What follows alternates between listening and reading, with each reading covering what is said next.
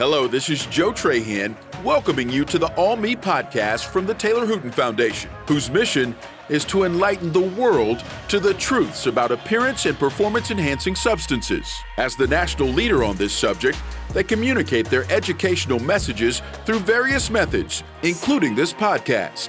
Thank you for listening and enjoy the show. Hi, and welcome to the All Me podcast. My name is Tavis Piatoli, sports dietitian with the Taylor Hooten Foundation, and today I'm going to be your host. If you heard the word omega-3, what would be the first thing that comes to mind? Would you think about a fish oil supplement you were recommended to take by your doctor, that salmon you love in your sushi, or that can of sardines your buddy tells you he has for lunch, or that one time when you had fish burps after taking supplements and wanted to cringe? When I hear fish oil, I think versatility, as I consider it the Swiss Army knife of nutrients, due to the various benefits. In this episode, I speak with Karla Schmidt, certified nutritionist and field education manager for Nordic Naturals, to discuss all things related to fish oil. We'll cover the benefits of omega-3, why fish burps may mean you're not taking a good quality fish oil, the difference between EPA and DHA, the two key essential fatty acids in omega-3, the omega-3 index test, and why plant-based omegas may not be doing you much good. Karla has had a lifelong passion for nutrition and wellness education. She is a certified nutritionist through the National Institute of Nutritional Education and holds a bachelor's degree in food and nutrition from a California State University, Northridge. During her over 25 years in the field, she has worked as a researcher, writer, dietary supplement specialist, and private nutritional consultant. Karla is a gifted public speaker who regularly lectures to both professional and consumer audiences on the topics of health and wellness. We'd also like to thank Nordic Naturals. Over the years, Nordic has been a great supporter of the Taylor Hooten Foundation that has given us the ability to go into high schools and colleges and speak our message and impact lives. So thank you, Nordic, for your support. Karla, welcome to the All Me podcast. It's great to have you on the show. Thank you so much, Tavis. I am thrilled to be here with you today.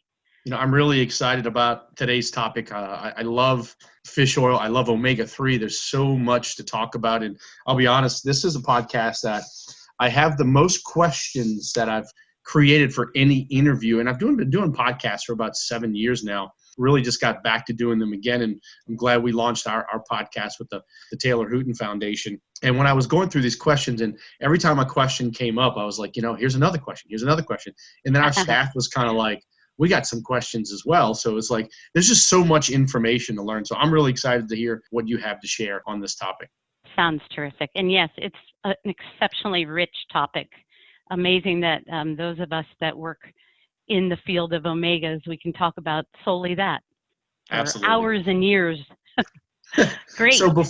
Absolutely. Yeah, absolutely. There's so much, and this is such a versatile topic, and that's what I'm excited about. But before we really dive into omega-3 and what you guys do, tell us about your career path. I think before, we interview any guest, we really want to learn more about them and where they are, how you got to where you are today, your background. So tell us a little bit about yourself. Thank you. I'd be happy to do that. What's very interesting about my career path is it all started at home with my mom. She was an absolute health nut, and our home was lined with nutrition books, especially lined with supplements. And she wasn't a terrific researcher, so at a very young age, she had me hitting those books to try and find answers for her. But she really stimulated my interest in health, nutrition, supplementation, and I owe that to her. And as a result, I went on to get my bachelor's degree in foods and nutrition, but knew that I really wasn't a great registered dietitian type because I believed in holistic health and not just food, although food is critically important. So I went a different route after that and got my certified nutritionist degree and started working in the natural products industry and worked with various supplement manufacturers for years as a staff nutritionist, presenter, technical writer, content creator, and then had children and wanted to have a little more control over my home life. So I went into private practice as a CN. And I must say, Tavis, this is where I learned the most, because you can have all the science and all the data, but if you don't understand how the patient or the consumer is hearing it, understanding it, and hearing all the misinformation that they receive, then you really can't educate well. So I took every tool I could from that and then brought it to the role as an educator at Nordic Naturals. I missed the industry immensely. So once my kids launched off to college, I went running back. And of course, Nordic is a phenomenally respected company with immense integrity. So it was very easy for me to align with them. And now, in addition to being an educator, I also manage a wonderful team of educators that go throughout the entire U.S. and internationally to educate on omega-3s and other essential nutrients. So it's been a long ride. I've been at this more years than I will admit. Well, that's actually not a bad thing. I know some people, they like to be with a company a certain amount of time and then they got to move on just because of the way their brain works. But, I think longevity with the company shows obviously dedication, consistency, and then you can, like you said, you can build a brand and you can build the education and grow with that brand and really help until you feel your time's up. And then, if you feel you've done everything you can do and you need to move on, and that's it. But, as you mentioned, we're going to talk a lot about the work Nordic does. I know that's in my questions that I have for you. So I'm excited about that. But before we do, let's really dive into the topic of omega-3 fats. First of all, what are they? What are omega-3 fats? And can you give us a little overview about the different types of omega-3 fats, things like DHA, EPA, et cetera? Absolutely. It's a perfect place to start this conversation because, truth be told, omega-3s have a lot of aliases and it confuses many people. So omega-3s are these profound fatty acids that we must consume either via diet or supplementation because they're known as essential fats. Our bodies do not manufacture them well, very little as a matter of fact. So their nomenclature is what confuses a lot of people. Most people will walk into a store and say, do you have fish oil? It is the actual constituents that are actively found in certain sources of fish that contain EPA and DHA, which are the two long-chained omega-3 fatty acids. They are called PUFAs, which are polyunsaturated fatty acids. EPA and DHA are found in all sources of cold water oily fish that they're rich in, such as cod, sardines, anchovies, and sardines. They're also available in algae form, but we need both. And both have similar roles, but very specific roles, which I think we'll probably get into as we dive into more information. But what's most important to know about them is that we can't make them. So we must get them from food or supplementation. So yes, as you mentioned, hopefully that answered your question. Yeah, and these are like as Karla mentioned, these are essential. We need these from our food supply. Our body does not make them like we do some other vitamins, and which makes this so important. And I know we're going to dive into, I call omega-3 or fish oil kind of probably one of the most versatile and most important nutrients that our body needs, and most people don't realize that. But we know they have them in food sources. We always focus on the food first approach. As a dietitian myself and working with athletes, it's like, hey, you can only get so much. Supplements are not going to solve the problem when it comes to performance, but we got to get it from food. And omega-3, there's a lot of food sources that have omega-3. First of all, what are the best food sources of omega-3, and does it come from both plant and animal sources? I'm so glad that you brought this question up because it's an area of confusion for many people. So the best sources are what we call direct sources of omega-3s. And that was what I was referring to a moment ago. They are derived from cold water oily fish, sardines, anchovies, cod, salmon, or for vegans and vegetarians, that would be an algae base. And where the confusion comes in are what we call the indirect sources. You'll see many a product out in the marketplace that will say omega-3 on the front of the label. However, they're not letting you know that those are plant-based sources that aren't direct sources. So we're talking about things like flax, chia, leafy greens. The issue with these is it's not that they're wonderful food sources for many reasons, but being indirect sources of omega-3s we have a very hard time converting them. These plant sources are known as alpha-linolenic acid.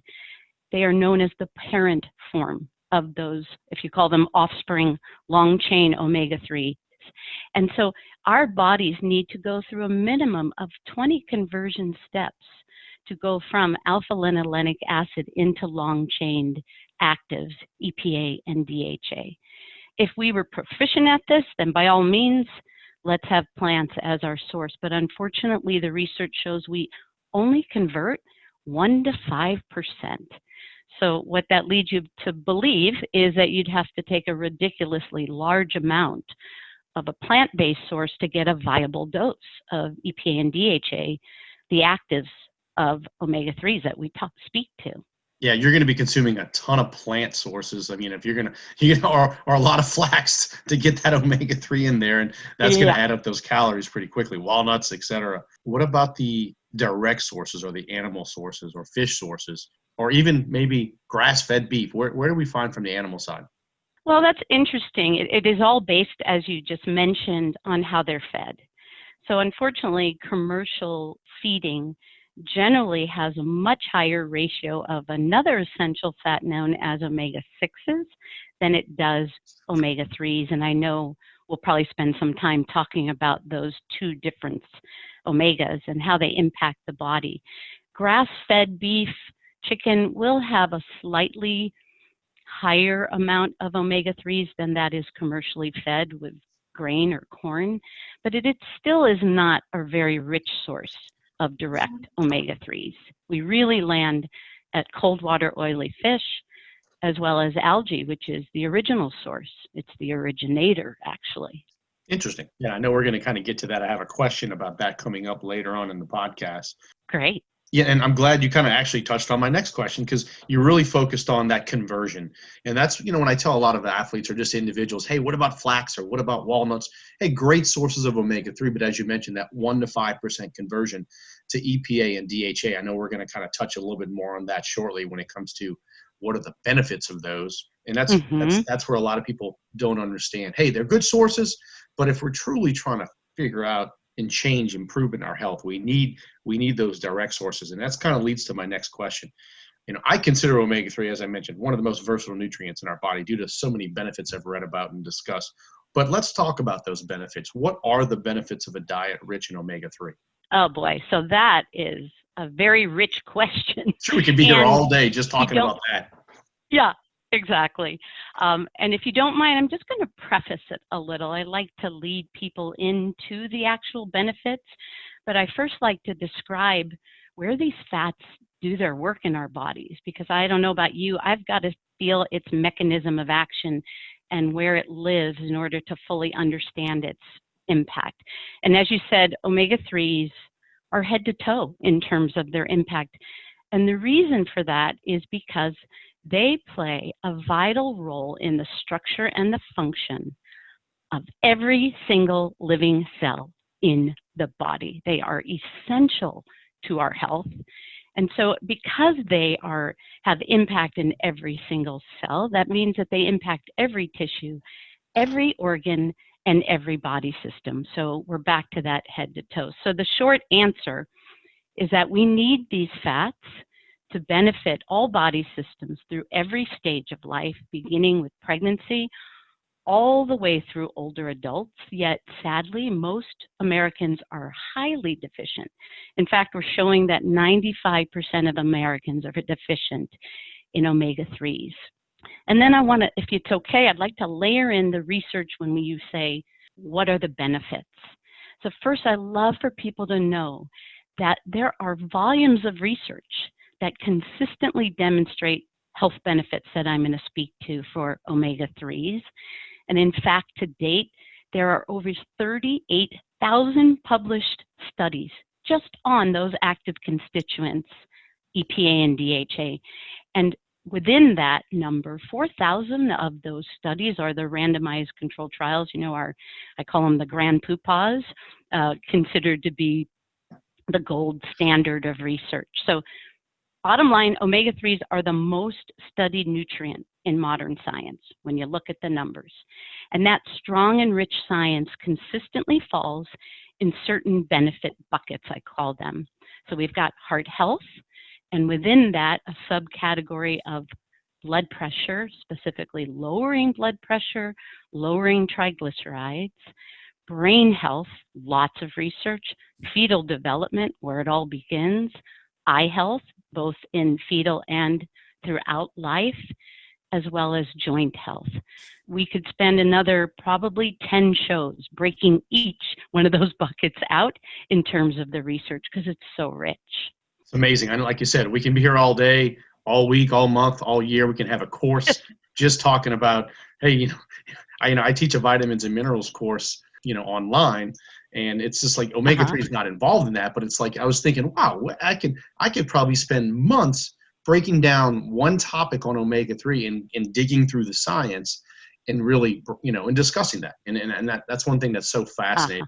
And I know you just touched on, I'd probably say 2% of all the benefits when it comes to, like you said, cardiovascular and brain health. And we're going to get to that. But, it's just great to see the versatility and the fact that you mentioned 95% of our country is deficient.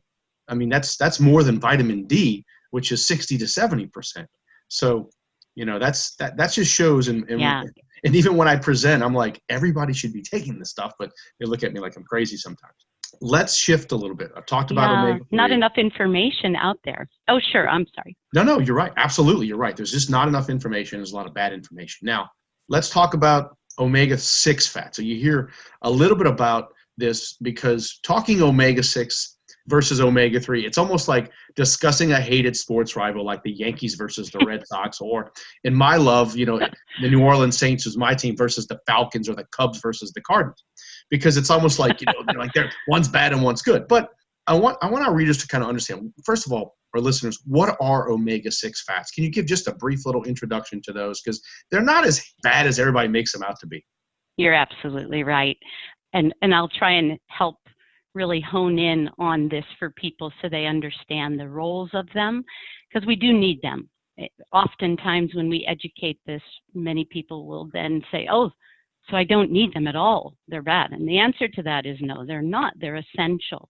So omega-6 fats are also part of that polyunsaturated fatty acid family, like omega-3 fats are. They are also essential, meaning we do not manufacture them, and therefore, like threes, we need to get them from diet. We do not generally, I've yet to know anyone who has ever needed to supplement in them, however, because the good old standard American Western diet is overly abundant in omega-6s. The sources that you would most likely and commonly find them are things such as corn oil, soybean oil, safflower oil, sunflower, canola, and also nuts and nut-based oils. They're in other foods as well, avocados. But when I think of the overabundance of omega-6s in our diet, I really point to that standard processed food, packaged food, convenience food that is exceptionally high in 6s. Yeah, and that's the one thing, like you mentioned, the abundance. It's not that omega-6s are bad, because they have similar benefits as omega-3. It's just we consume them in such high amounts, that 20-to-1 ratio, to where that's where a lot of that problem comes. And I'm not going to say what that is. I'm going to let we're going to discuss that. Okay. Going to the ratio, I kind of mentioned the ratio, and it was one of my questions. I kind of stole the answer, but can you discuss really that omega-6, omega-3 ratio in our Western diet? But why is that a problem? Like, why is that ratio a problem? What are some of the outcomes from that? Okay, so thank you. Yes, that's a perfect segue. So first off, when we think of these two fats, if we had the ideal healthy American diet, or even globally, we would have a balance, kind of a 1-to-1 ratio, 50-50 between 3s and 6s of these essential fats. And one thing I really love to explain is, where are these fats living? So whenever you consume fats in your diet, or if you're supplementing, they get shunted up into the membrane of our cells.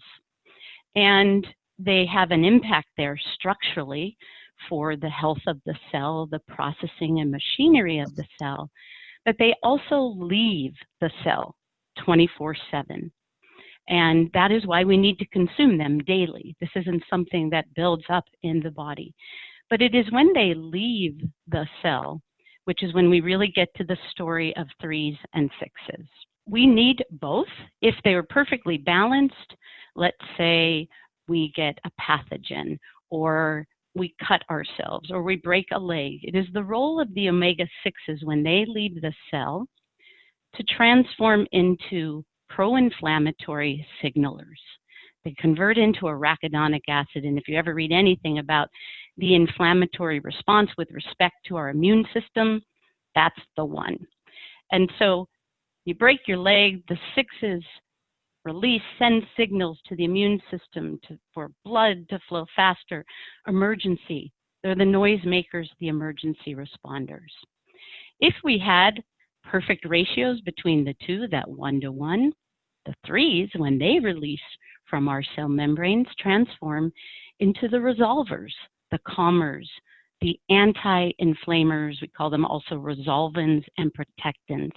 So they're resolving the issue. They're saying to the body, great, alert the immune system, but by the way, I'm here to balance this out so that other layers of immunity can kick in and do their job and create anti-inflammatory action. So I know I'm giving you a long story here, but that 1-to-1 is not what we live in the US. When we look at red blood cell levels of 3s to 6s in Americans, that 20-to-1 that you referred to is where we land consistently, meaning 20 omega-6s to 1 in terms of ratio. So if you think of condition states that we deal with in the US most consistently, and you look at the mechanism causing them, they tend to fall into that dysregulation of inflammation bucket. So align that with the American diet, and one can see why our need to pull down consumption of 6s and bring our 3 levels up so that we get closer to that 1-to-1 or 2-to-1 even, improves our health and lessens inflammation in the body. In that 20-to-1, we're in that chronic state, which only exacerbates condition states or our ability to resolve inflammation in the body. You make a great point. And when we look at the diet overall, fast food consumption, potato chips, cookies, as you mentioned, those processed carbs are such abundance. And I think if we just scaled back a little bit, even if we got to 10-to-1 or 5-to-1, I don't know what the outcome would be, but I can't say in percentages, but I'm pretty sure we'd see a significant reduction in cardiovascular disease, cancer, certain diseases, just by changing and adding omega-3 and scaling back on omega-6. So it'd be interesting. Yes. So you mentioned inflammation. You know, that's a big word. And in the health and medical space, we hear it a lot. And we know some inflammation is good. Like after a hard workout, there's going to be some chronic inflammation, or there's going to be some inflammation in the body. You'll be soreness, and that's good. Can you discuss how omega-3s may be able to reduce inflammation in the body, especially in the fact that if our diets are constantly poor, if we have a medical condition, or even if we're just trying to work out and trying to recover faster, where do omega-3s fit into that? That's terrific. Thank you.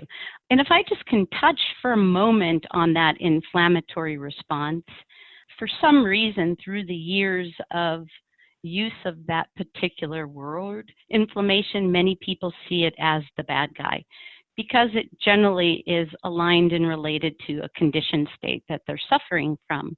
But it has to happen in the body. It is our ultimate defense mechanism that protects us from this hostile world, whether it be allergies or pathogens or environmental factors. But what we were just referring to is if it's unchecked, and our diet is contributing to us being in a more chronic state, how can we lessen this? How can we calm it, resolve it? And that is where EPA, especially of the 2 omega-3s, does its job. Its main mechanism of action at a cellular level is to promote the lessening of inflammatory response. So it has that resolving, protecting, anti-inflammatory action at the cellular level. So regardless of the condition state, it can improve and benefit an individual that's struggling with that. A story I love to give when we talk about calming the inflammatory noise. If a person, for example, has never consumed cold water oily fish, maybe they don't like it, they're not getting it in on a regular basis, and they've not supplemented to get their levels up and are likely quite deficient, they have this really interesting experience. Within 2 to 3 weeks of taking a viable dose of omega-3s, they may have started this particular product for joint health or brain health, but suddenly they're saying that, I don't know what it is, but overall my entire body and all of my body systems seem better, functioning better, less inflammatory symptoms. And that is omega-3s. They are profound with respect to lowering and lessening inflammatory response in the body.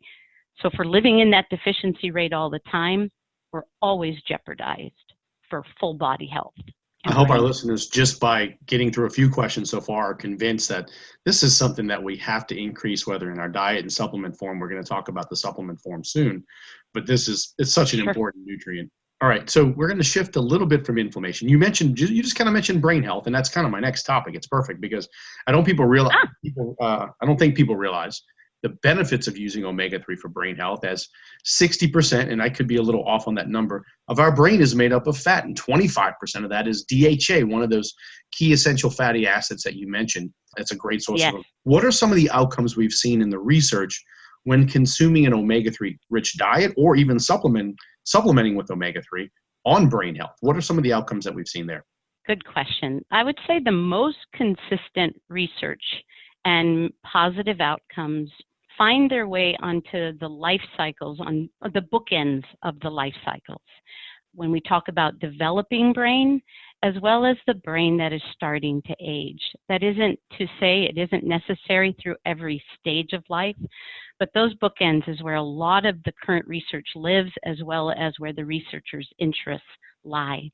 And so with respect to the development of a fetus's brain, as you mentioned, the brain is 60% fat, and we kind of say these days almost half of that is DHA, that fatty acid of the omega-3s. What I love to leave people with in terms of understanding how vital it is to fetal development, as well as what the research shows, is that during the last trimester of pregnancy, there's a 3 to 5-fold increase in the accumulation of DHA from mom to baby. That's like 850 times accumulation rate. If mom's deficient, then baby therefore is likely not going to receive enough for full optimal development of the brain. And we're not really speaking eye at this point, but it is also responsible for the development of the retina of the eye.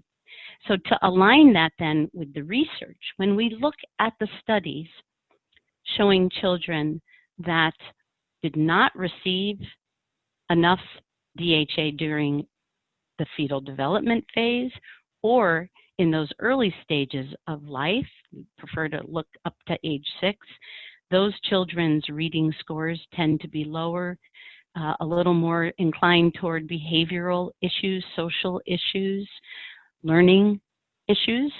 And then conversely, those children that receive supplementation either during fetal development or from birth on to age 6, higher reading scores, better attention, focus, learning, and social skills.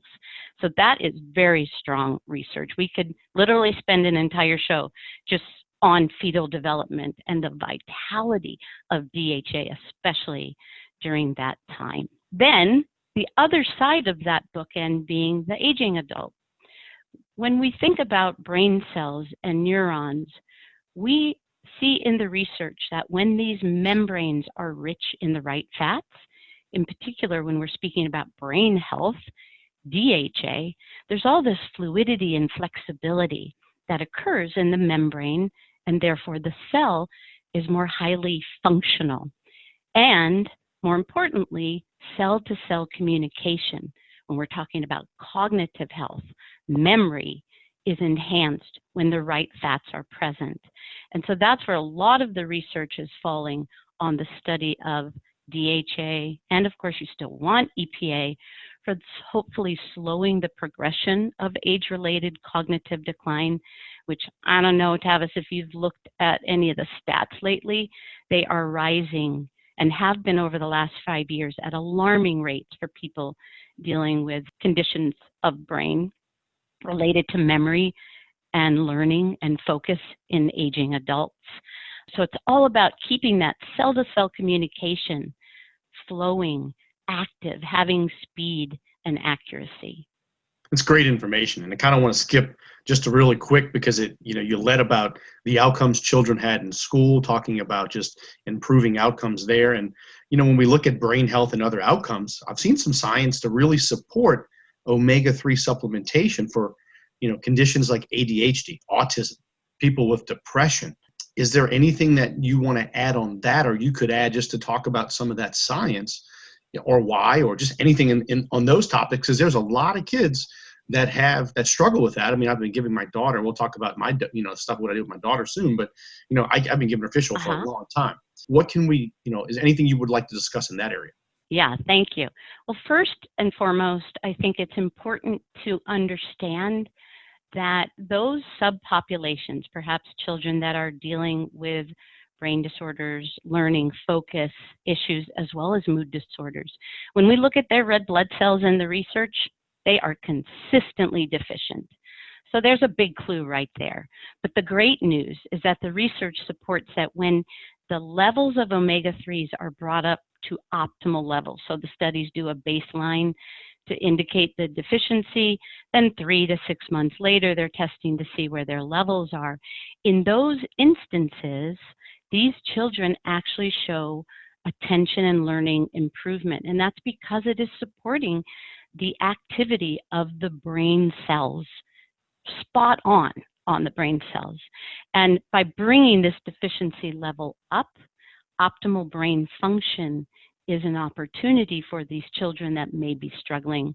We're also seeing in the research that either children and or adults, teens who struggle with mood disorders, when they supplement with omega-3 fats, they too have improvement in symptoms, social development, overall mood. So there's strong research there, very strong. Yeah, I saw in one case, especially with ADHD, 16 studies. Out of those 16, 13 showed an improvement in all markers of learning outcomes and behavior. So I was like, that's impressive data to show that. So that's why when I talk to parents, sometimes I don't work in the kids space, but I'm like, look, this is something to consider. I'm not a doctor. I'm not saying it's going to get them completely off the medicine, but one of the outcomes was it helped them reduce their medicine, which I think that's a great outcome if we can use natural resources to do that. Absolutely. Yeah, the research is really supporting the reduction of medications. Even if they don't come fully off, let's get them as close as we can. I'm with you. Absolutely. Now, last question on the brain health side, because this is really my area I love to talk about, is athletics. Concussion. I've seen some really impressive research going all the way back to Julian Bales, Michael Lewis, and then John Oliver really posted an incredible study looking at omega-3 reducing things like neurofilament light and concussion. Can we just kind of talk a little bit about just why should every team or every athlete really probably use omega-3 if they have a concussion? Yes, well, that's because of the valid studies and the work from these great researchers and subject matter experts that you have named, such as Dr. Michael Lewis. If you think about DHA's role in neurons, besides creating that cell-to-cell communication, it's highly involved in repair as well. And that's where a lot of this research lands. Now, I can't speak to dosing. That I will leave to the experts like Dr. Lewis. However, the consistent results, especially athletes who have been supplementing prior to being concussed, have a better outcome. So there's much to speak to on that side of the research study as well, to allow your body to have these viable, profound fats available immediately at the time of injury versus post a more treatment basis. And so I would say that this is not our area of expertise, and also Nordic is very careful about speaking to dosing for condition states. But my go-to is Dr. Michael Lewis, and we often refer to his research. We suggest people visit his brainhealtheducation.org site. He also wrote a fabulous book called When Brains Collide, what every athlete and parent should know about prevention and treatment of concussions and brain injuries. So that is my go-to. Yeah, that is a phenomenal book. So, listeners, if you are looking for more evidence along those lines and why all athletes, especially those athletes with impact to their head, hockey, football, even soccer, basketball, any sport where there's a risk, that's definitely When Brains Collide by Dr. Lewis is a great, great read. And we'll have that in the show notes for you guys as well. Really, last question around the clinical stuff, because I know we want to shift to some other questions, and I know listeners are like, all right, you're giving us a lot of clinical stuff, but I think something really important that a lot of people are not aware of is what's called the omega-3 index. Just like cholesterol, this is a marker of health that people don't really test or don't know about because their doctors are not mentioning. So can you talk a little bit about what the omega-3 index is and its application to overall health? Absolutely. The omega-3 index is actually a measurement of EPA and DHA in our blood. There is a test to measure this, specifically in the red blood cells. And its intent and purpose is to give practitioners or individuals an understanding of where their ratios of omega-3s lie, because it is an indicator for many to assess cardiovascular disease risk and health. So if you think about your standard conventional doc in the US, we go for our labs and they do a lipid profile. And what they're measuring there are LDLs, HDLs, triglycerides, VLDLs. And the intent behind those measurements is to assess cardiovascular risk in a patient. But what we're finding that's missing, and what is often tested for, by the way, in Europe as their go-to for cardiovascular risk, is this whole story about our omega-3 index. Just like I described, this ratio between 3s and 6s, if we were able to let people know exactly where they stood, they would be more inclined and proactive to bring down 6s and get their 3s up if they knew the implications of this, even if it were just for cardiovascular health that we are talking about. So that is what the test measures. What should be, let's say, a score? What's an ideal score that we should be shooting for? If we're going to get this test, how would we know if our numbers are good? What's a good score? The best score would be 8% and above, because that is the number based on the current research that's associated with a lower risk for cardiovascular disease and death from cardiovascular disease. And the ranges go from 8 being low percent, 8% being low risk, 4 to 8% being intermediate risk, and then 4% is considered high risk. Those are the risk zones. Are you aware of any data that looks at our country, at the United States compared to other countries, or just the United States in general? Is there any data that looks like what would be the average American score? Is there anything out there on that? Oh, sadly, I have to tell you that we are hitting that 4%. That's the most common number and less in the U.S., which is indicating high risk. And that not nicely, but aligns with that 95% of Americans are deficient. With respect to other countries, however, take Japan or Scandinavian countries where consumption of cold water oily fish on a daily basis is just part of their culture, they're landing at that 8% low risk or higher on a consistent basis. And so we could take a lot of lessons from them. I don't know why, but Americans are just not good at consuming fish. Yeah.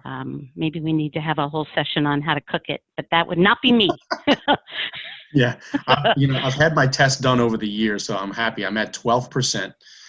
Wow, that's wonderful. Yeah, well, it's because I take a lot. I know this is not about consumption in amounts, but it's like, once I saw that test and saw the results, or saw the research, I was like, I got to get this test done. And talking to doctors about it, they're like, oh, you don't need that stuff. And I'm like, well, here's the science. And they're like, oh, okay, well, maybe we need to start doing it. And that's the one thing I'm hoping for is I'm hoping more physicians and more medical institutions start really understanding, let's test for this in addition to cholesterol. And now we can really look at the data, but I know that's a whole different topic. Mhm. All right, let's talk Nordic Yeah. Naturals. Talked a lot about science, Okay.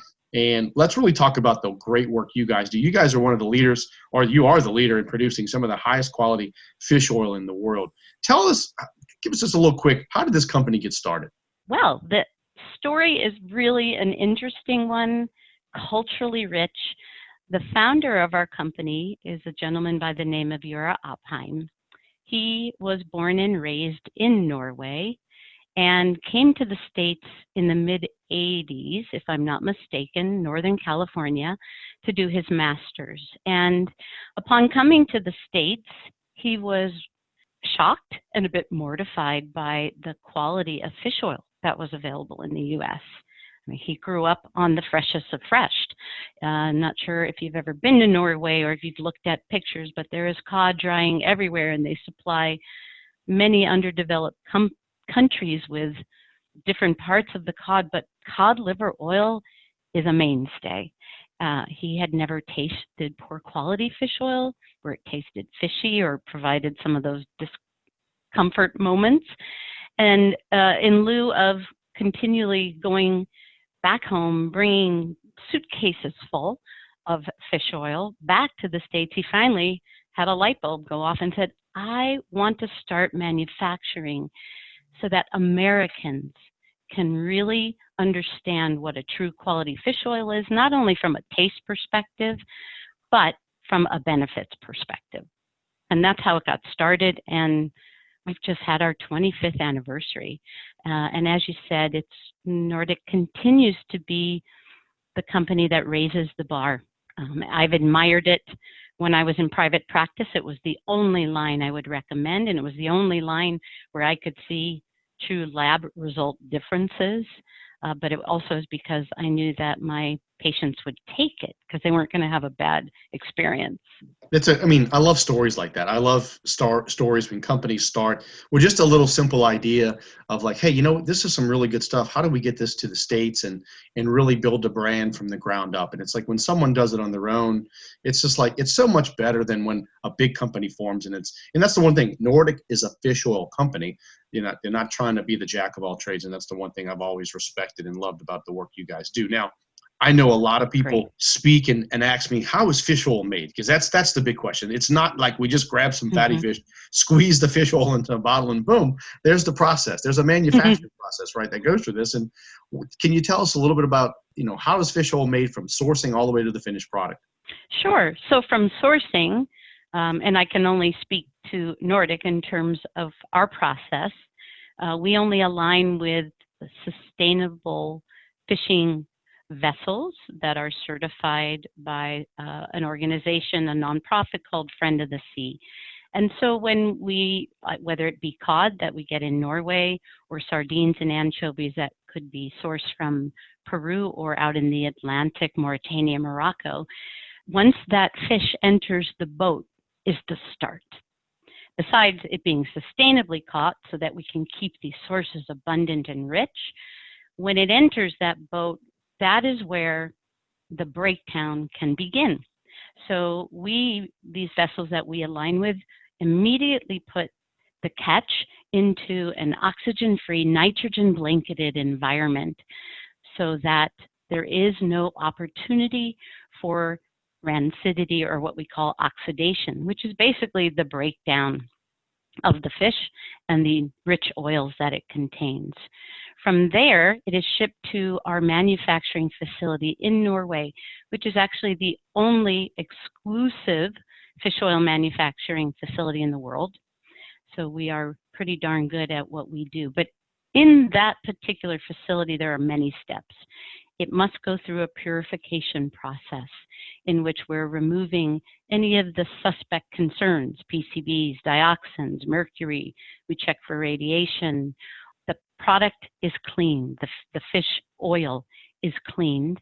It then goes through molecular distillation because many people aren't aware of the fact that sources of fish and the oils they contain can be upwards of 25 to 75 different oils in any given fish. So we are distilling or separating out for where the actives, EPA and DHA, because that's where all the research lies. That is a step. If we're concentrating, that's another step. But while these steps are taking place in Norway, the environment is consistent, always within oxygen-free, nitrogen-blanketed environment to keep oxidation from occurring. And nitrogen, by the way, as a vapor, is heavier than oxygen. That's why it removes the oxygen. From there, we take it to our facility in Carlsbad, where we do our bottling and encapsulating. Again, always in an oxygen-free, nitrogen-blanketed world. That bottle gets sealed, shipped to our headquarters in Northern California, and then we ourselves distribute it to customers. Fascinating. I mean, what a long process to come from Norway. And you mentioned Norway earlier. You're like, have you ever been to Norway? But I'm like, it's funny. I had to do a project in 6th grade in our history class. We had to pick a country and do a project on it. And I chose Norway. I remember I still see myself sitting at the kitchen counter with my dad drawing the poster. And I've always wanted to go because it looks amazing. It looks beautiful. I see pictures. I get I see the Nordic calendar and I see all these little cities and I'm like, oh my goodness, this looks like the perfect little place to find and just discover and explore. So one day I will get to Norway and see, and maybe I'll visit the Nordic facility. That'd be great. That would be great. I know there's several different ways people can consume fish oil. I just want to touch real quick. What are some of the different methods of consumption? Is it capsule? Is it liquid? What are the commonly consumed ways to consume fish oil? I would say the two most common forms are either as a liquid or in a soft gel. And it's really a personal preference. Very often people will ask me which one's better. And my response is, which one are you going to be more compliant in taking? That's the goal. If it's the liquid, great. If it's the capsule, then please go toward what you know you will take on a daily basis. When it comes to fish oil, I would think the consumer might think they walk into a grocery store and go, all this stuff is probably the same to them. Because, I look at sometimes when I'm walking, I don't really buy supplements. I never buy supplements from a grocery store or a pharmacy or anything like that. But a lot of consumers do, and they're always picking up bottles and staring at them. And I don't think they understand. These things come in different, fish oil especially, comes in different forms. Can you explain the different forms and what makes them different? Absolutely. And this is such an important part of this entire conversation today, some conversation that we have regularly, because most people are not aware that they can get fish oil either in what we consider to be a synthetic ethyl ester form, or in a form that the body absorbs more readily and gets and ships off to the cells more readily. The way I like to separate this out is if you are an individual that's looking for a concentrated fish oil, that's when this difference comes into place. Let's say you were purchasing cod liver oil. That isn't concentrated. 100% of the oil in that bottle is in the most basic structure of what fats are, which are known as triglycerides. And since that product is as found in nature, if you were to break down and look under a microscope or titrate it out, they would all be triglycerides. And that is what our bodies know how to break apart during the metabolic process in the cell. It's also what our bodies know how to rebuild and ship off to other cells for work and repair and energy. So non-concentrates, they're all 100% or close to triglyceride form. But when we are concentrating a product so that we can get more EPA and DHA in a smaller dose, and so we can help individuals take a more therapeutic dose with ease, we need to tinker a little bit with that structure. And as a manufacturer, we have an option. In our taking it apart and rebuilding, we can leave it in a synthetic form known as ethyl ester, or we can go to a much greater length and rebuild that structure after it's been concentrated back into that triglyceride form. And that is what I love people to pay attention to. So if you pick up a bottle in any store, and let's say the dose on the front is the same for one product versus another, but the price is very different, please take note that if it doesn't say triglyceride form somewhere on the bottle or superior triglyceride form, which would be the more expensive product, that would mean that it's in the ethyl ester form. And studies show that the body absorbs much less of the ethyl ester form because it doesn't recognize it. Our enzymes that break fats down don't have an affinity for the ethyl ester form. They have an affinity for the triglyceride structure. So I'm always about value, and I still feel that if you are putting your dollars toward a higher quality product, and if it's concentrated in the triglyceride form, you're going to end up absorbing more, and you actually end up spending less and wasting less. Yeah, this is an important piece because, and listeners, one thing I want to mention, because that is a great comparison on the different forms of fish oil. But when they looked at a study, we talked about omega-3 index. When they looked at a study on omega-3 index and they looked at those 3 different forms, triglyceride form increased your blood levels of omega-3 greater than the others because of greater bioavailability and better absorption. So that's why it's so important. And most of the fish oil on the shelves is going to be, as you mentioned, in that synthetic ethyl ester form, which is why I say never go to the store and buy this stuff from a local grocery or a local convenience store. So great. That's a great comparison, and thanks for sharing that. Let's shift to dosage, because a lot of people ask, well, how much should I take? And I know it's, there's a lot of different mixed information there, but let's just say someone's starting for the first time. Is there a general recommendation on how much they should start taking? It's a difficult question to fully answer because, of course, every single individual is unique and everyone's diet is unique. So if an individual is aware of the fact that they're consuming that typical Western diet, they can likely assume that what we call the maintenance dose that leading lipidologists, those that study fat, say is a good dose of 500 milligrams, to me is going to be a little drop in a big old ocean and likely will not shift a health outcome. So I always like to start there. But that is oftentimes what the lipidologists are recommending. Now, an individual that may be in terrific health, a young person, consumes cold water oily fish on a fairly regular basis, that 500 milligram, which is a combination, by the way, of adding EPA and DHA together, might be a starting point. But when we look at health outcomes in the research, Tavis, the levels are very different. If I were to pick numbers based on positive health outcomes, the most consistent range is between 1,000 milligrams to 3,000 milligrams for positive outcomes. And interestingly enough, the American Heart Association states that 1,000 milligrams a day is a safe dose for anyone already dealing with a heart condition state, or if they're not, if someone in their family history is, which is most people sadly in the US, that 1,000 milligram dose would be a great place to start. But then they break that out further for conditions, as does the FDA even. They say 3,000 milligrams a day is a safe dose for a person who's looking to shift a health outcome, an adult. It's good to start conservatively and then build, like you said, build up from there based on what the research is telling us. Can we consume too much? Is there an upper limit or too much someone can take? Because I take a good bit, but I'm not going to disclose what that amount is. I just want to make sure I'm not taking too much. Okay, great. I love answering this. Thank you. The first thing is fish oil is a natural source. It doesn't have a mechanism of action like a drug would. So I always love to start there because there are people that if they hear their practitioner or nutritionist has said, please take 3,000 milligrams a day, there's a little bit of panic on their face. And I always love to assure them it's food. So please remember that first. With respect to the studies on safe upper doses and limits, the place that we tend to go in terms of where someone may want to start if they're looking to do a more therapeutic dose is that 3,000 milligrams a day that the FDA states is a safe and responsible dose for an individual looking to shift a health outcome. One point I like to bring in to this in terms of safety is they also state that that's a safe upper limit to be taken at the same time as someone who may be on blood thinning medication.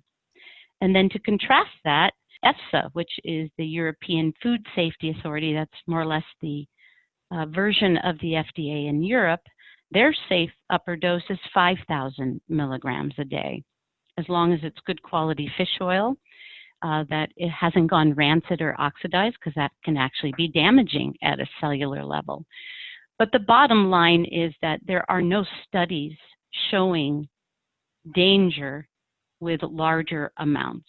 And those concerns have been researched for decades, and the research is not there. Excellent. No, that's a great comparison. And thanks for sharing that, because I think a lot of people are concerned, I might back off a little bit because you said, hey, if you take too much, maybe that can cause a little bit of damage at the cell level. So it seems like that 3 grams, seems to be a good place. That 1 to 3 grams is a good place to be based on recommendations. I've been taking fish oil in liquid form for close to 10 years, and I've been giving it to my daughter since she was 3 months old, and she's 9, and she still will take, every time she'll still take, I put a little teaspoon on a spoon, and she doesn't even bat an eye. And I think when I tell people that, you can see their face. They're like, you do what? You take liquid fish oil? There's no way I could do that. So, and I understand that's not for everybody, but let's say someone's just starting and they want to take fish oil. Where would you start them? Should they start with capsules?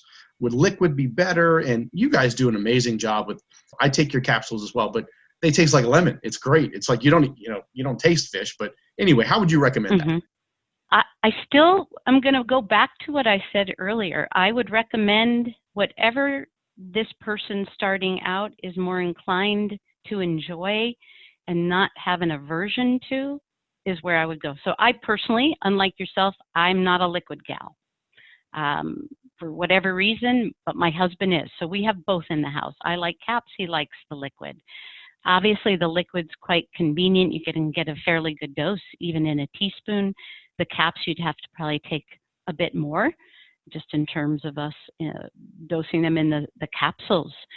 But there isn't a benefit to one or the other, whether you're starting out young, old. It's what you will continue to take. And if it is good quality fish oil, you should not have a bad experience, even with the liquid. If you don't enjoy an oily experience on your tongue, that's different. But if the fish oil has been protected and purified and maintained, then you shouldn't have any experience of a fishy taste whatsoever. And that's what Nordic wins awards for over and over again. I have a funny story about the liquid because, I don't mind it. I drink it sometimes out of the bottle. I'm not advising anybody to do it. But I spilled a little bit one time on the floor, and I took a white T-shirt and I wiped it up. And at the time, I was cleaning whites all together. So I bleached the whites, and when I took them out the washing machine, I was like, why do they smell like fish? This is days later, dried them, smelled like fish, and I'm thinking, man, what? And I couldn't remember why. And all of a sudden, I'm like, oh no, one of these whites I wiped up fish oil. So I re-washed them again, re-bleached them, and it still had a smell. So it just shows how pure that was, so it was just a funny story. To this day, I was like, I'll never forget that story. And it probably started to oxidize on the cloth, and that's why you started to have the smell. Yeah, and it really leads to this next question, because I think people are scared if they buy a brand, if they started fish oil and they bought a brand that was not good quality fish oil, they had fish burps, and they automatically get turned off from thinking all fish oil is going to taste like that. So I've never had fish burps from ever using a Nordic product, but why do some products cause fish burps and others don't? And does it have anything to do with purity of the product? Can you kind of explain that a little bit? Oh, thank you. Yeah, and it has everything to do with purity and protecting the oils. Because they're fats, they are prone to oxidation. I always remind people, think about the fact that you bought fresh fish and you put it in your fridge, and about 4 to 5 days later, you uncovered it and said, I wonder if I can still cook this. And you open it up and it smells terribly fishy. And the first thing you likely do is say, no way, I'm throwing this in the trash because it's gone bad. Somehow that connection hasn't been made with fish oil, whether it be the oil or the caps. People assume that it's okay to consume a fish oil that smells fishy or gives fish burps. And my response to that is, please never consume it, because that means that it has oxidized, it's gone rancid, and it can actually cause damage versus provide benefit when it is in the oxidized form. And as I was explaining in our process, we do go to tremendous lengths to protect these fats from oxidizing. And that is that oxygen environment, a patented environment where it is oxygen free and nitrogen blanketed from the start on the boat until we seal that bottle or jar. that must happen to protect them. And the purity of the oil, of course, is also vital, but that all ties to how you're protecting them and removing the dioxins and the PCBs or contaminants that may further break down these fats. It's all about keeping that breakdown away. So bottom line, guys, if you're getting fish burps, you're not taking good fish oil. So, that's one of the things I try to encourage is make sure we get a good quality Nordic product. We'll talk about that at the end of the show, where to find these products, because it's important. It's really important. It could really enhance life. A really important question. We're talking a lot about fish, fish oil, fish oil, fish oil. What about for that vegetarian, that vegan that doesn't eat fish or won't because of just, of their choices? And you mentioned earlier, there's a source that is probably a vegan or vegetarian based or non-fish based. What's another way someone who is vegan or vegetarian can actually get the benefit of consuming omega-3 that could help improve their health? I'm really glad you brought this up, because if you speak to most vegans and vegetarians and ask them, do you have concerns about your omega-3s? Very often they'll say, no, I'm good. I throw a tablespoon of flax or chia in my smoothie every morning, or I consume other plant-based chia flax products to bring it up. And then we love to go into our explanation of direct source versus indirect. And as we spoke to earlier, those indirect sources don't convert well, and they're never going to get their levels up to optimal by consuming those. However, there is great news, because algae is a direct source of omega-3 fats. It's the originator. When you think about how fish accumulate, cold water fish, for example, accumulate EPA and DHA in their bodies and in their skins, is they feed on plankton. Plankton have already fed on algae. So that is where it all begins. The only difference is on the algae omega or algae DHA, which are our products in this category, is that algae is naturally higher in the one fat DHA found in nature than EPA, versus sources such as sardines and anchovies have the reverse ratio. They're higher in EPA to DHA. And why that might come into play in conversation is a whole nother presentation. But at certain stages of life, we might want more DHA, like fetal development, early stages of life up to age 6, and as aging adult, and people who are dealing with a lot of inflammatory condition states may want higher EPA. But that said, here's a way for vegans and vegetarians to get it in as a direct source regardless of their goal for body system health. For children, we talked about vegetarians, vegans. I get a lot of questions too. What about my child, my infant? And as I mentioned, when Grace was 3 months old, I started her on an infant DHA. But some people might be concerned about that. So you guys have options for infants and children. Is this a good way for them to get omega-3 as well? It is, and if you think of children as a whole, they're not usually great fish eaters. I think I know a few who at the age of 2 will eat salmon, but for the most part, that's not their go-to. So we want to make sure that if they're not consuming it in diet, they really should be supplementing. And so we do have many products to support that, as you mentioned, with your daughter, who she must be brilliant, by the way, because you started her so young. The DHA infant drops, which are based on weight up till about 35 pounds. So that's kind of that first year.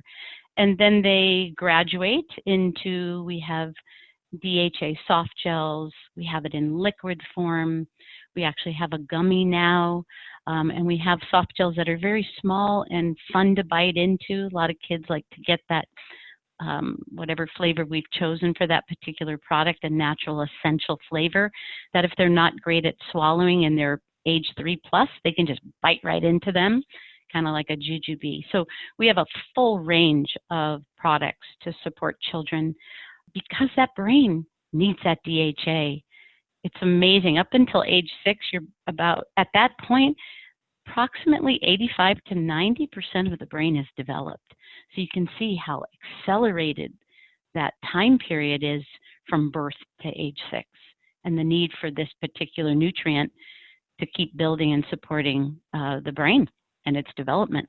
No, that's impressive. And Grace has done, we saw at an early age, at 1 and 2, or just her speaking skills. Granted, she was breastfed for about 2.5 years. So that combined with obviously the omega-3 and DHA really helped develop it, because she was speaking and pronouncing words that kids her age couldn't do. Now she's 9 and she thinks she's 18. So I think there's been an opposite effect to where the omega-3 has made her feel older and more mature. Oh, I love it. So I might need to back off. Blame it on the 3s. All right, just a couple you're more not having that anymore. We're done. Yeah, I need to stop giving it to her. I love it. We've talked about so much incredible information. A few more questions, and I really want to kind of dive in just Sure. real quick on the athlete side, because college, pro, Olympic athletes, they're tested for banned substances. This is an important thing, because if they're looking for a good quality fish oil, they need to make sure it's tested. Do you guys have any products for athletes who need to stay clean and not have any concerns about testing positive? Absolutely. We have a suite of products that are dedicated to that athlete wanting to stay clean, and they are all certified for sport by the NSF. And those products include our Ultimate Omega D3 Sport, which per dose lands at about 1,200 milligrams of omega-3s plus 1,000 units of vitamin D3. We also have our most concentrated omega-3 product that is certified for sport NSF, and that is Ultimate Omega 2X Sport. That lands at 1,000 milligrams of omega-3s per soft gel. That is our most concentrated, and for an individual that doesn't like to take many soft gels, that would be a really great choice, of course, to support muscle cells and muscle efficiency, strength, recovery. And our last product at this time, I know we're developing more, by the way, is we also offer a CoQ10 ubiquinol sport, 100 milligrams, to boost cellular energy production. Of course, I'm sure many of your athletes are aware of the positive effect that CoQ10 can have on overall performance and also their long-term health status. Absolutely. Yeah. And that's an important thing to work with a company like NSF with their reputation and testing and making sure athletes have that option. Now, I know you guys are an official company, but what about, and you guys started as an official company, and at some point people are like, I need more products. I want a one-stop shop. So what are some other things that you guys do offer to your customers now that's not just fish oil based? I'm so glad you asked, because many people only see us as the fish oil company, but for years we've actually had other essential nutrients, and that's the goal of Nordic. We've really developed the omega-3 space and raised the bar for technology and quality, but we also want to offer our customers other essential nutrients that are really supported in the research. So we do have B vitamins, a line of probiotics, digestive enzymes, vitamin C, vitamin D SKUs, melatonin, curcumin. We have an entire line of gummies in multi-Cs, Ds. We have adult gummies, and we are building out more and more of this foundational health category so that we can have a more comprehensive line that's serviceable to all. And my hopes is that those will also get certified as time goes on. Yeah, because I'm like most for the athlete. I don't want to go to 7 different places to find 7 different products. I love the probiotic. I mean, the probiotic comfort has an incredible formulation. And as you mentioned, CoQ10, vitamin D, those are all important things that, our body needs. So great to have, great to see you guys have expanded your product line based on that customer, demand. And that's great. What a great podcast. The last thing I want to ask, 25 questions today that just, like I said, I've never had so many questions from someone. Where can our listeners find more information about Nordic Naturals? Do you guys have a website for practitioners or just the consumer to learn more about the research or products or, anything that you want to share? Yeah, thank you. Our site is highly educational, so that would be nordicnaturals.com. We also aggregate research abstracts for those that are looking to look a little more closely perhaps at a conditioned state or where the research lies within those conditioned states, or they also can be separated out by age groups, gender, and that site is omega-research.com. That might be a little more driven and supportive of a practitioner, nutritionist, or someone that really likes to look at the research data. Another site I always recommend especially for the consumer, is called Always Omega-3s. And that is a site that is populated with strong information about omega-3s, but very driven and written toward the consumer level. But it is research supported, and this site is put together by GOED, which is the global organization of EPA and DHA. They're kind of our watchdog and science vetters for those of us in the omega-3 space, and I highly recommend their information, and we align with their research all the time. Lots of incredible information, and we're going to have that for the show notes for you guys, so be sure to check out the show notes. You'll have access to all of these links, these sites. I'm a science nerd, so I have used omega-research.com numerous times when putting presentations together, showing that science. It's an amazing resource when you look at any condition-specific outcome you want, whether it's cardiovascular, cancer, ADD, athletic performance, inflammation. There's just an abundance of links to data. So if you understand how to review that or read that, obviously practitioners do, but if you're a consumer and you like to dive into that, that is a great resource, as well as NordicNaturals.com. All right, Karla, before we go, I have a couple of curveball questions for you. These are questions that you have no idea what I am about to ask. And it really just kind of breaks up the monotony of talking about the same thing. So my first question is, if you had an opportunity to perform on stage, because I'm a music junkie. I love music and sports. Those are kind of my two loves. So if you had an opportunity to perform on stage with any musician or band, who would it be? Lady Gaga. Okay. That would be my choice. I admire her greatly. I'm a rock and alternative rock and metalhead, but my daughter, I play guitar. We do some Gaga songs. We do some songs from A Star Is Born. I've learned a couple of the chords, from piano to guitar, and she sings. We go to open mic night, so we do some Gaga songs. We do some Pink songs. So I've kind of shifted a little bit for her to enjoy some of this pop music. So I think Gaga is so talented. So that's impressive. I do too. Traveling wise, if you could travel to anywhere in the world, or if you could live anywhere in the world for a year, where would it be? I would have to say Italy. We've had so many friends go there. I've yet to. And our son was just there for culinary arts school. And I fell in love with it even more after hearing about the culture, the food, the balance of life, and the beauty of that country. So I am driven to go there one way or another. I have Italian roots. I'm dying to get there. I'm looking forward to the day where I've never been to Europe yet. So, it's kind of sad that I travel so much for work, but the one place yet I have not, and I guess because I used to hate to fly, and then, now you travel 20, 25 times a year, you kind of get over that fear. And then, it's like, man, do I want to sit on a plane for 8 or 10 hours? I don't know. I'd go crazy, but it's a place that I've had friends visit, and they've all had nothing but amazing things to say. And my family's from the southern province of Catania, which is right outside of Sicily. I definitely want to get there. You've got to get there for sure. If you could choose any two famous people to have dinner with, who would they be?